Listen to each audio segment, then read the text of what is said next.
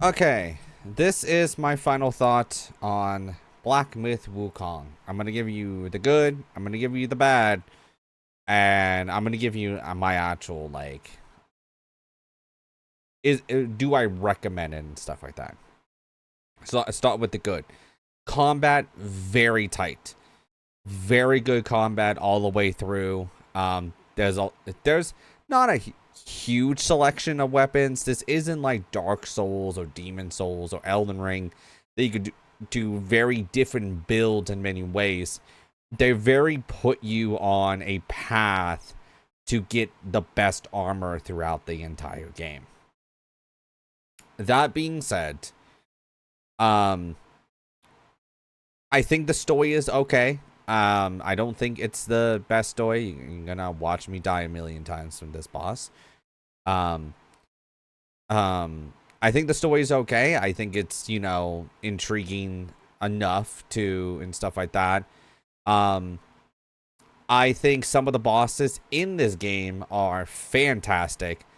Some of them are super memorable throughout the entire game, and so on and so forth. Music is fantastic. From the beginning to the end, music is one of the standouts of this game. Hands down, some of the best music, in my opinion, for this year, for gaming and stuff like that. But even though I've said a lot of good things, I think graphically this game looks beautiful. I did play this on the PS5. I did not play it on PC. I am going to give you some of the bad.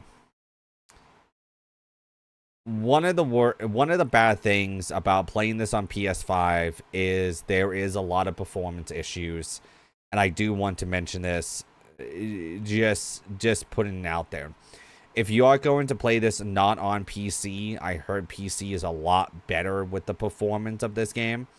If you are going to play this game on PlayStation 5, be warned, there are performance issues. You can close the game and restart it, and that does seem like it does work for at least a little bit to really get you through certain bosses and through certain areas and stuff like that. So I want to mention that. The other thing is that even though this game is downright beautiful in many regards, I will definitely say the other thing is that sometimes there's some popping. Sometimes the graphics might not be holding up on the PlayStation 5. Now, I don't know why it's doing that. I've seen other people play on PS5 and do not have the issues that I'm having, but I am currently having a lot of those issues playing this game on, obviously, like I said, the PS5. What is some other bad things? As much as there are a lot of bosses that are very memorable, there are 85 bosses in this game, and a lot of them are not memorable at all.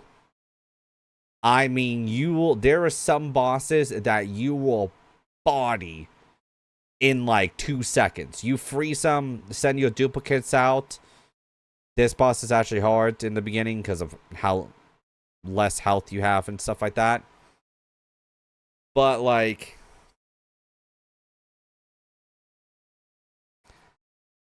there's eventually a point that you start bodying bosses, and then whenever you get to the final boss of each area, those are the very memorable ones. I like the bear boss. I think that is really cool.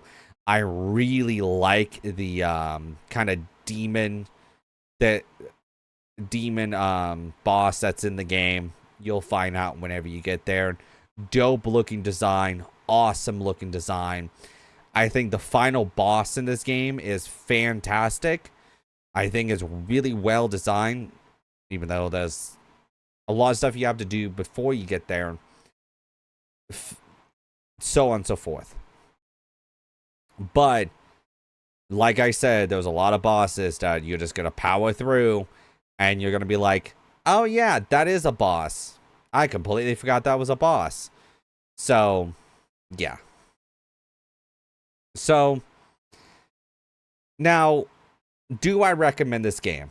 As someone that's been playing Souls-like since 2011, since Dark Souls 1 came out, I think this is a very solid Souls-like. I think this and Lies of P put themselves on a pedestal to be very good quality games in the Souls-like genre. I think that the big three that obviously that's not FromSoft, I would say Neo, Wukong, and Lies of P are definitely high up there as some of the best Souls likes currently you can play.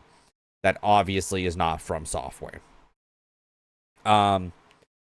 Overall, as much as there is some problems with this game, there's a lot more positives with this game, and I personally highly recommend this game.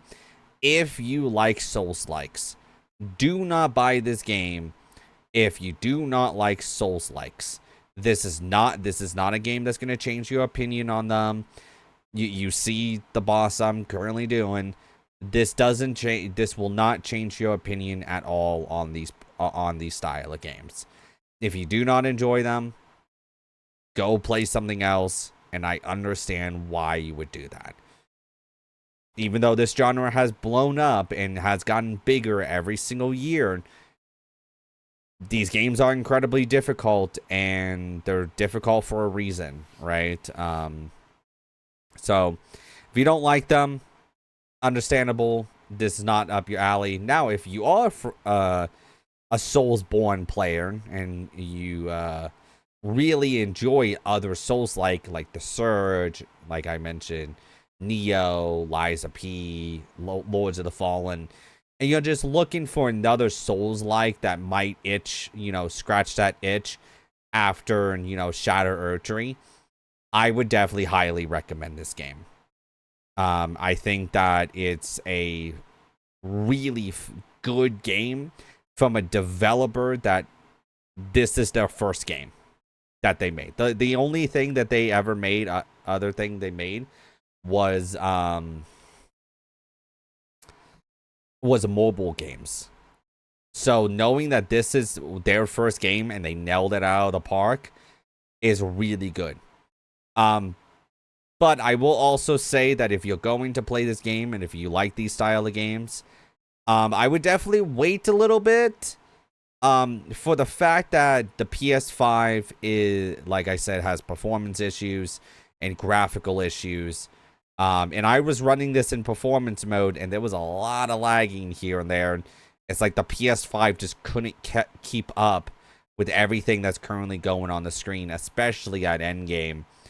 There was a lot of shit that goes on the screen, and it I think the PS5 just gets overwhelmed. So, but if you're gonna buy this on PC, I've heard that there really is not much performance issues, at least what I've heard, but there probably is some issues there. I just can't give you my own thoughts on the PC version because I didn't play it on PC. So, yeah. Anyway, those are my final thoughts on Black Myth Wukong. I think the game is fantastic. I think it's worth buying. Also, this game's like $60. It's not even the $70 price tag. That's where every fucking game should be. Fuck the $70 price tag, in my opinion. But that's my own opinion. That's another story. That's another video another time. Anyway, but yeah, $60.